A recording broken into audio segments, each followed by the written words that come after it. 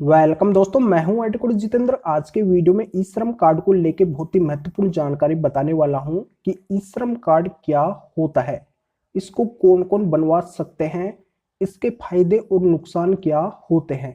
तो ई श्रम कार्ड से रिलेटेड बहुत ही महत्वपूर्ण जानकारी, संपूर्ण जानकारी, बिल्कुल सही 101% राइट जानकारी आपको इस वीडियो के अंदर मिलने वाली है।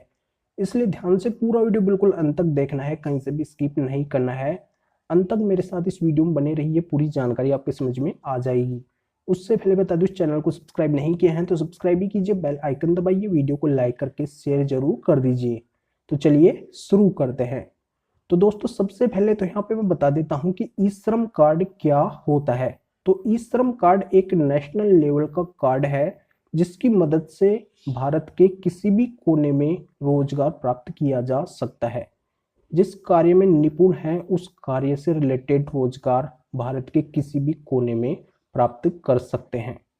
कई लोग इसको मजदूर कार्ड की परिभाषा दे रहे हैं, पर यह मजदूर कार्ड नहीं है। मजदूर कार्ड केवल एक स्टेट तक ही होता है, यानी कि जो मजदूर कार्ड बनवाते हैं, जिस स्टेट में वो कार्य करते हैं उससे बाहर वो नहीं जाते हैं, तो वहाँ का मजदूर कार्ड बनता है।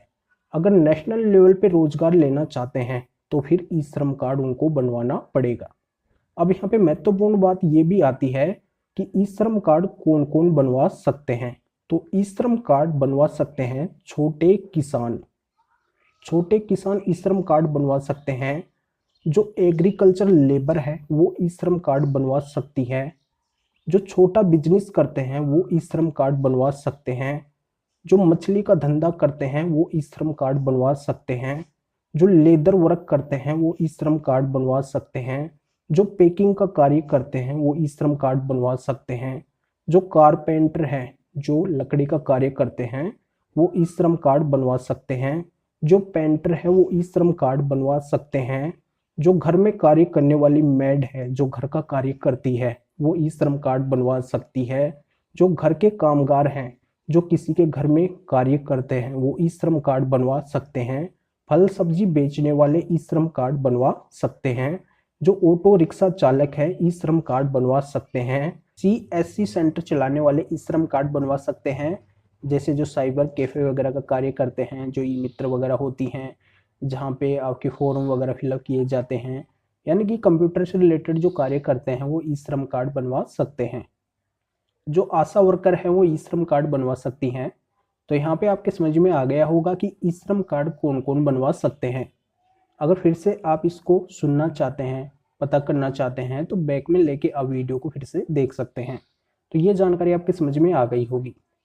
अब यहाँ पे ये भी महत्वपूर्ण बात आती है कि ई श्रम कार्ड में आपके डॉक्यूमेंट्स क्या क्या लगेंगे। इसके लिए ये होना चाहिए कि आपके पास में एक आधार कार्ड होना चाहिए, साथ में एक बैंक की पासबुक, यानी कि बैंक में आपका खाता होना चाहिए, और आपके एक रजिस्टर्ड मोबाइल नंबर होने चाहिए। ये 3 चीज़ें आपके पास में होनी चाहिए। फिर आपको जाना है साइबर कैफ़े, जहाँ पे कंप्यूटर वगैरह के कार्य होते हैं, जो फॉर्म वगैरह भरते हैं, और उनसे आपको संपर्क करना है। उनको बताना है कि ई श्रम कार्ड मुझे बनवाना है, तब आप ई श्रम कार्ड बनवा सकते हैं। यहाँ पे अगर ये कार्य आप करते हैं और इनका अगर आपके पास में एक्सपीरियंस है, ये कार्य अगर आप कर सकते हैं भारत के किसी भी कोने में, तो आप ई श्रम कार्ड ऐसे बनवा सकते हैं। अब यहाँ पे आ गया है बहुत ही महत्वपूर्ण टॉपिक कि ई श्रम कार्ड के क्या क्या फायदे होते हैं। देखो, आपको बताऊं, भारत में 150 करोड़ की आबादी है, आपको पता है, जिसमें से 38 करोड़ असंगठित मजदूर है, जिनका कोई यूनियन, कोई संगठन नहीं है। तो उनके लिए भारत सरकार ई श्रम कार्ड की व्यवस्था कर रही है कि आप ई श्रम कार्ड बनवाओ। अगर भारत के किसी भी कोने में आप रोजगार प्राप्त करना चाहते हैं, जिस कार्य में आप निपुण हैं, उसके लिए आप ई श्रम कार्ड बनवा लो। तो ये डाटा भारत सरकार के पास में रहेगा, जिससे क्या है कि जिस कार्य में आप निपुण हैं वहां पे आपका डाटा तो ऑलरेडी रहेगा, तो वो कार्य आपको सौंपा जा सकता है, जिससे आप आसानी से वो कार्य कर सकते हैं। और इस कार्ड की मदद से आप भी अगर खुद जाते हैं ये कार्ड लेके, तो आपको और कोई पहचान पत्र देने की आवश्यकता नहीं पड़ेगी। भारत के किसी भी कोने में ये एक आपकी वैलिड आईडी हो जाएगी, और इसकी मदद से इसमें क्या है कि पूरा डाटा आपका सेव रहेगा। आपका नाम, पता, एड्रेस, आपका वर्क एक्सपीरियंस, जो आप कार्य करते हैं, सब कुछ इसके अंदर रहेगा। तो इसके अलावा आपको और किसी भी आईडी की आवश्यकता नहीं पड़ेगी। पहले क्या होता था कि ई श्रम कार्ड जिनके पास में नहीं है उनके लिए बाहर जॉब करना मुश्किल हो जाता था, क्योंकि उनकी कोई पहचान तो होती नहीं थी और लोग उनको क्या करते थे कि जॉब के ऊपर नहीं रखते थे कि पता नहीं ये कौन है, पता नहीं कोई गड़बड़ ना कर दे, यहाँ पे कोई चोरी चकारी ना कर दे, तो यहाँ पे उसके ऊपर शक रहता था, इसलिए उसको रोजगार नहीं दिया जाता था। यहाँ पे ई श्रम कार्ड की मदद से आप अब आसानी से जॉब ले सकते हैं। जिनको मतलब जॉब लेना है उनके लिए ये एक बहुत ही आसान हो गया है कि ई श्रम कार्ड आपका फायदा करेगा। ये जानकारी आपके समझ में आ गई होगी। अब ई श्रम कार्ड का ये भी फायदा होता है कि इसमें बीमा कवर और मिलता है। बीमा कवर मिलता है, जैसे मान लो जो कोई जिस कार्य में निपुण है और उसकी अगर डेथ हो जाती है, पहली बात तो ऐसा नहीं होना चाहिए, फिर भी अगर हो जाता है तो यहाँ पे उसको 2 लाख रुपए मिलेंगे बीमा कवर के रूप में। अगर कोई एक्सीडेंट हो जाता है, जैसे अगर कोई विकलांग हो जाता है कार्य करते हुए, तो उसको 1 लाख रुपए मिलेंगे।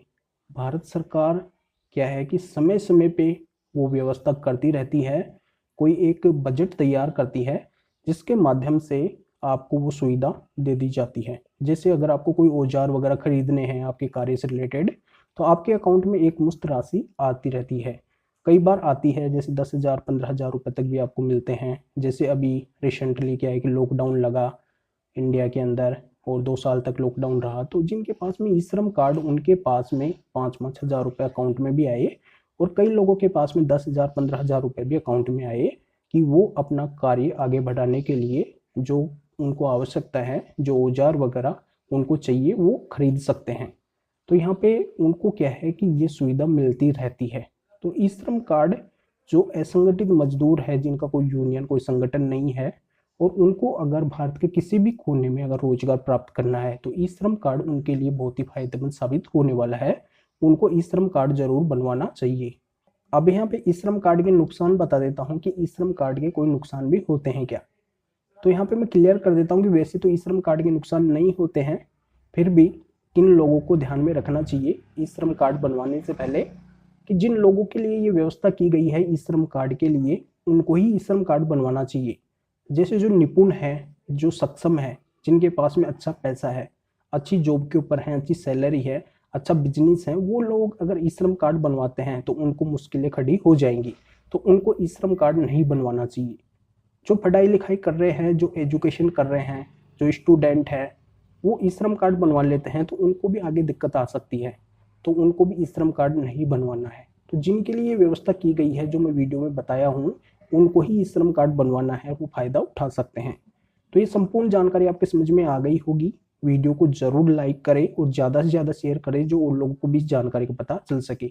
और आपके अगर कोई भी सवाल है तो वीडियो के कमेंट में आप सवाल भी कर सकते हैं, जिससे आने वाला वीडियो आपके सवालों के ऊपर भी हो सकता है। तो ये पूरी जानकारी आपके समझ में आ गई। वीडियो को लाइक करके ज़्यादा से ज़्यादा शेयर कर दीजिए, जो उन लोगों को भी जानकारी का पता चल सके।